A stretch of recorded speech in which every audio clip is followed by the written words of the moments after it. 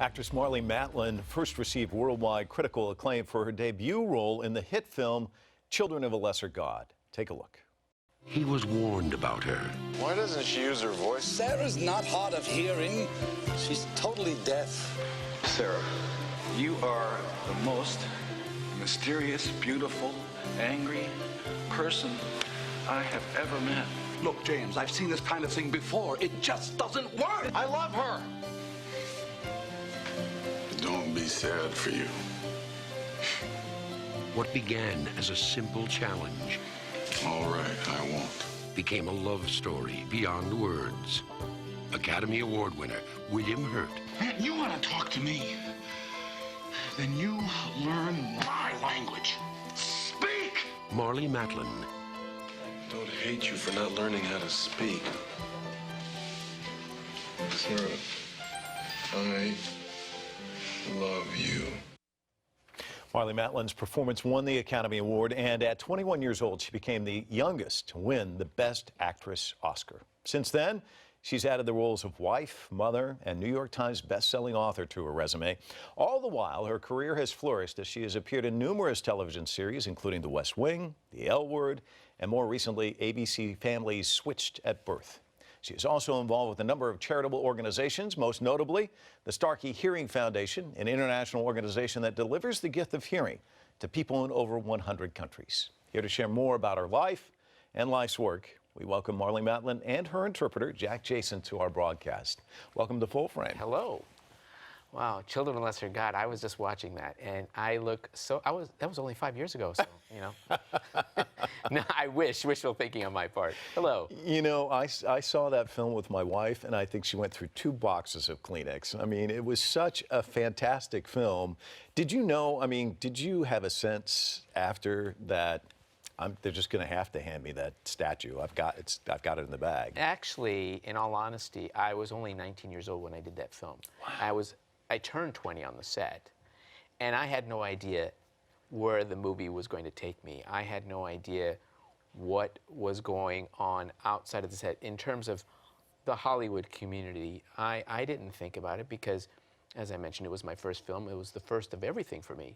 So I didn't know even what an agent was. I didn't know what publicity was. I didn't know even what it entailed, what it involved to make a film work after it came out. In the Oscar race, the Golden Globe race, I was so naive. And I think in my case that was best because nothing was in my head. I didn't have to worry about clothing. I didn't have to worry about career. I just went I just went with the flow, and I learned everything as I went along, all the way to when I got nominated for the Oscar. Amazing. I've been thinking about it, and I tell my kids, I was lucky to have gotten that role, and ever since then, and I did that role, I've then worked hard to maintain my career. How hard is it, though, coming out of the gates, and boom, you've got an Academy Award? You know, where do you go from there in some respects? I have to say, I was living with William Hurt right after the film was done. And we're talking about, I was 20 and he was 35. And right out of the film, I moved to New York. I moved out of my parents' house just out of high school. And there was so much washing over me, and learning about things like paying taxes and renting an apartment, all at this young age, supporting myself, having never done this before. And again, just going along with the flow. And the one thing that I think I learned a great deal during that time about myself was that I got sober, because I wasn't sober before that. So that was a big gift. That was probably the biggest gift I ever gave myself, was right after the film, I got sober. And I had to become an adult immediately. And that's how it went. Was it always your goal to act? And who were your role models? Because I'm sure, you must be an extraordinary role model to a lot of people out there, but there weren't Marlees out there when you were coming up. I have to say, I grew up wanting to be perhaps a nurse or a teacher or anything that was available to me. I even wanted to be a cop. Anything that was available out there that I found interesting along the way, I thought about. Nothing was ever set in terms of barriers. Although I started acting when I was 7 at summer camp, and I would do songs in sign language. I liked the stage, I thought of it, but my mom then took it one step further and took us to a community theater near our home where they had deaf and hearing kids performing together in deaf theater. And I got involved there, and I performed in various plays and musicals and enjoyed it because I wasn't into sports, so I didn't really have any other hobbies, and it kept me busy after school. Then I realized that I liked playing other people. And then when I got into high school, I decided I would experience other things other than going to work, which was doing theater work. But in the back of my head, I still wanted to be an actor. I just didn't know where. But when I was 12 years old, I met Henry Winkler. He visited us at the Center on Deafness, and he was there in Chicago for a charity event of promoting something for Happy Days. And we invited him to our center, and he came, and I'll never forget, because of course he was the Fonz, and he was the most famous person in America. And I told him I wanted to be an actor in Hollywood just like him. I was 12 years old when I said that. And just before he was about to speak, my mother took him aside and said, I know Marlee has dreams of being an actor, and they're big dreams, but don't encourage her too much to become an actor in Hollywood, because obviously Hollywood, all they want to do for a deaf girl is just to reject her. They wouldn't accept her. I mean, she was looking out for me as a mother, and I understand it, I get it. So Henry looked at her, nodded in his polite Henry way, and turned around, looked me straight in the eye and said, Marlee, sweetheart, you can be anything you want to be. Don't let anyone tell you otherwise.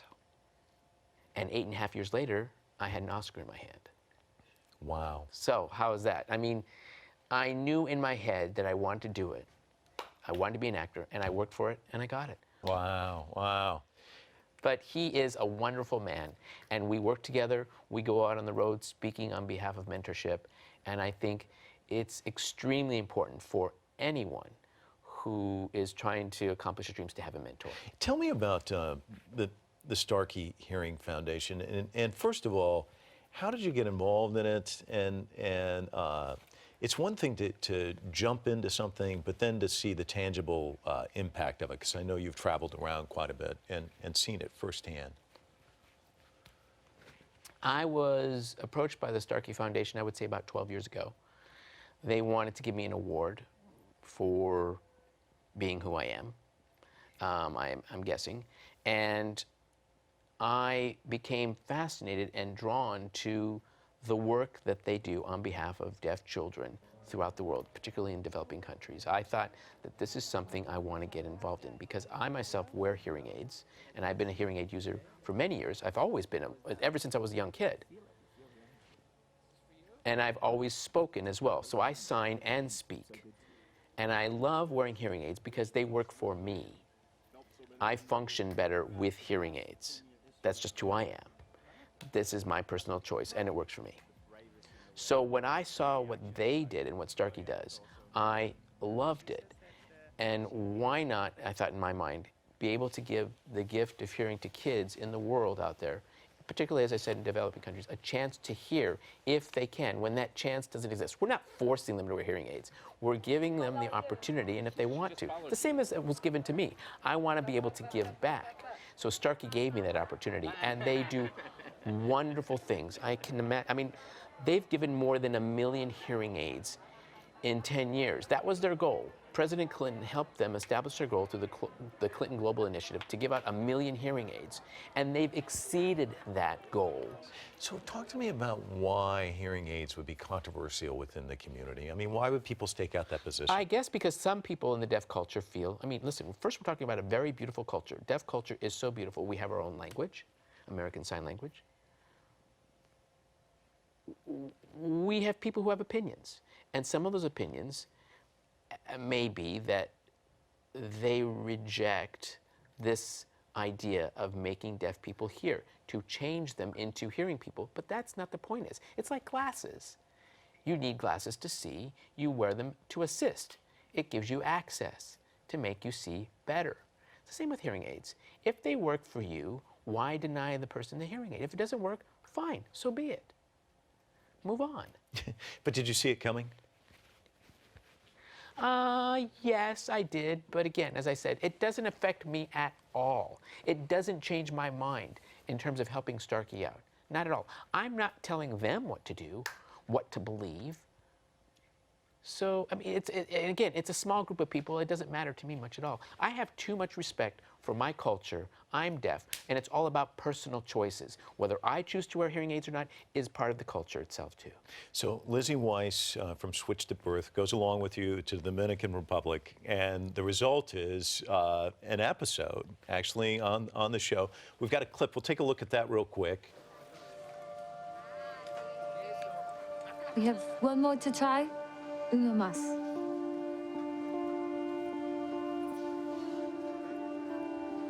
Ba, ba, ba, ba, ba, ba, ba. ¿Oyes?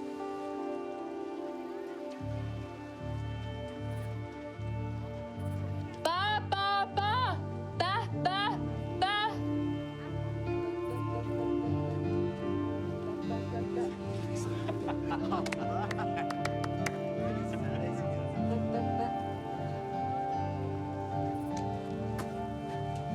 How's it going over here? I just tried the 10. Nothing. Okay, I'll take it from here. Por favor, vengan conmigo. Vamos a examinarle los oídos. Gracias.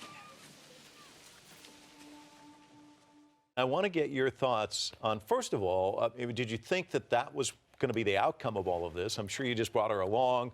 And what were your thoughts when the episode came out? It's funny because Lizzie Weiss has always asked me, what is it like going on those missions, because she knew that I had done them. And I told her all these stories, and she became fascinated. She likes various cultures. She's traveled a great deal, and she also speaks fluent Spanish. And so when I told her that I was going to the Dominican Republic, I thought, oh, wait a minute, she speaks Spanish. Lizzie, why don't you come along? And I asked her, why don't you write something like this for the show? And so, yes, she said she wanted to come along. And we had so much fun because having Lizzie there, you know, it's off the set. I got to know Lizzie better as a person, not as our executive producer. I got to know her as a mother. She's my boss. But I knew that she would enjoy it, and she had a blast. She had a blast. And I watched her fitting hearing aids on other people. And she went through, you know, the whole gamut of the young people, the old people, and the smiles and the tears. And I saw how rewarding it was for her. But you never know at the same time, because I didn't realize in the back of her head, she was working too. She was writing in the back of her head storylines, how it would play out on the show. I'm very proud that Switched at Birth included this. I have to thank Lizzie really, really for doing that. Okay, I want to talk to you a little bit about loyalty, because this guy right here has been with you, what, 30 years? Where? Who? Which guy? Who? Jack here, who loves hearing him talk about himself. And that's perfectly fine with him. He and I have been working for 30 years. We met in New York City. He was at NYU getting his doctoral degree, and I needed an interpreter when I moved to New York with William Hurt, and we just clicked, and I never let him go. Wow.